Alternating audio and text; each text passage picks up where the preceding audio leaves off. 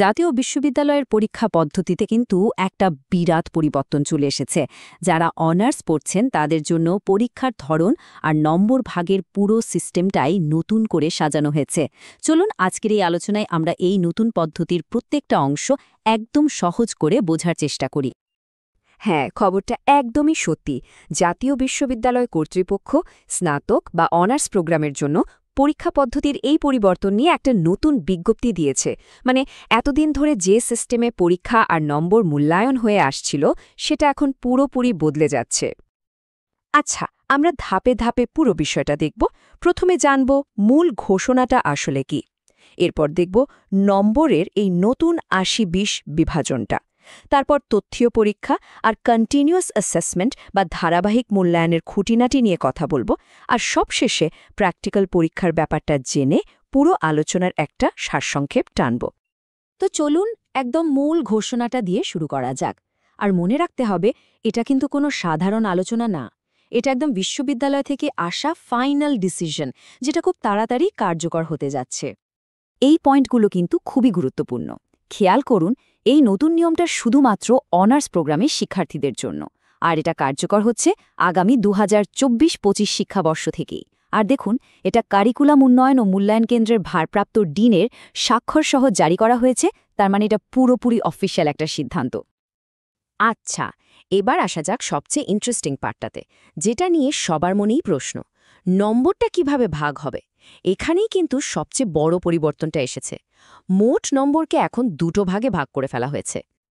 দেখুন, মোট নম্বরের একটা বিশাল অংশ, মানে পুরো ৮০% আসছে ফাইনাল পরীক্ষা থেকে। তার মানে বছর শেষের পরীক্ষার গুরুত্ব কিন্তু এতটুকুও কমছে না। সেটার জন্য ভালোভাবে প্রস্তুতি নিতেই হবে। আর বাকি যে ২০% নম্বর, সেটা আসবে ধারাবাহিক মূল্যায়ন বা কন্টিনিউয়াস অ্যাসেসমেন্ট থেকে। আর এখানেই কিন্তু আসল ব্যাপারটা। এর মানে হলো শুধু ফাইনাল পরীক্ষা দিয়েই আর হচ্ছে না। এখন থেকে পুরো বছর জুড়ে ক্লাসে পারফরমেন্স কেমন ছিল, যেমন অ্যাসাইনমেন্ট, কুইজ, এমনকি ক্লাসে উপস্থিতি, এই সব কিছুই এখন সরাসরি ফাইনাল মার্কসের সাথে যোগ হবে। আচ্ছা, তাহলে ৮০% নম্বরই যদি ফাইনাল পরীক্ষার উপর নির্ভর করে, তাহলে সেই পরীক্ষার প্রশ্নটা দেখতে কেমন হবে? কারণ সেখানেও কিন্তু একটা বড়সড় পরিবর্তন এসছে। চলুন তথ্যীয় পরীক্ষার নতুন কাঠামোটা একটু বিস্তারিতভাবে দেখে নেওয়া যাক। এই টেবিলটা দেখলেই পুরো ব্যাপারটা একদম পরিষ্কার হয়ে যাবে। ধরুন একটা 4 ক্রেডিটের কোর্স, সেখানে পরীক্ষায় মোট 12টা প্রশ্ন থাকবে, কিন্তু উত্তর দিতে হবে যে কোনো 8টার। এর জন্য সময় পাওয়া যাবে 4 ঘন্টা। একইভাবে 3 আর 2 ক্রেডিটের কোর্সের জন্য প্রশ্নের সংখ্যা আর সময় ভাগ করে দেওয়া হয়েছে। মানে এখন প্রশ্ন বেছে নেওয়ার একটা ভালো সুযোগ থাকছে। এখানে আরও একটা ইন্টারেস্টিং ব্যাপার আছে।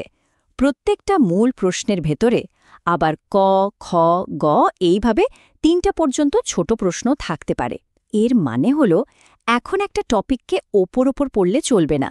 এর ভেতরকার সব দিক সম্পর্কে ধারণা রাখতে হবে। প্রশ্নগুলো আরও অ্যানালিটিক্যাল হবে। তো ফাইনাল পরীক্ষার ৮০ নম্বরের হিসাব তো আমরা বুঝে গেলাম, কিন্তু বাকি ২০ নম্বরের কি হবে? মানে ওই যে ধারাবাহিক মূল্যায়ন, সেটার নম্বরগুলো ঠিক কিভাবে ভাগ করা হবে?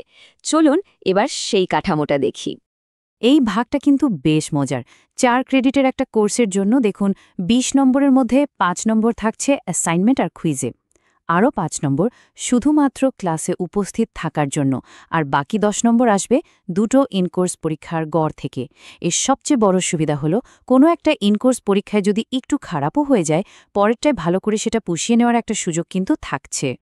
তাহলে এই সব কিছু মিলিয়ে মূল প্রশ্নটা কি দাঁড়ায়? শিক্ষার্থীদের পড়াশোনার ধরনে ঠিক কী ধরনের বদল আসবে? মানে ব্যাপারটা পরিষ্কার। শুধু পরীক্ষার আগে কয়েক মাস পড়াশোনা করার দিন মনে হয় এবার শেষ হতে চলল।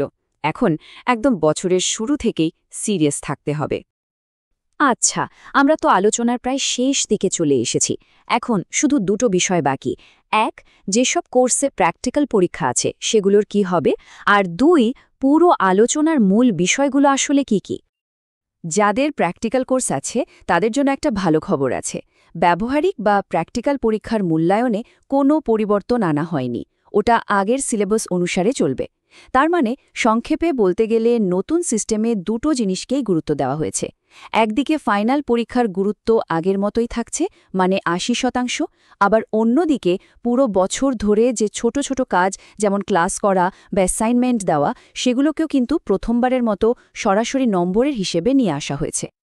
সবশেষে একটা প্রশ্ন রেখে যাই, চূড়ান্ত পরীক্ষা আর ধারাবাহিক মূল্যায়নের এই যে একটা মেলবন্ধন ঘটানো হলো, এই নতুন সিস্টেমটা কি আসলেই জাতীয় বিশ্ববিদ্যালয়ের শিক্ষার্থীদের মূল্যায়নের মানকে আরও ভালো করতে পারবে?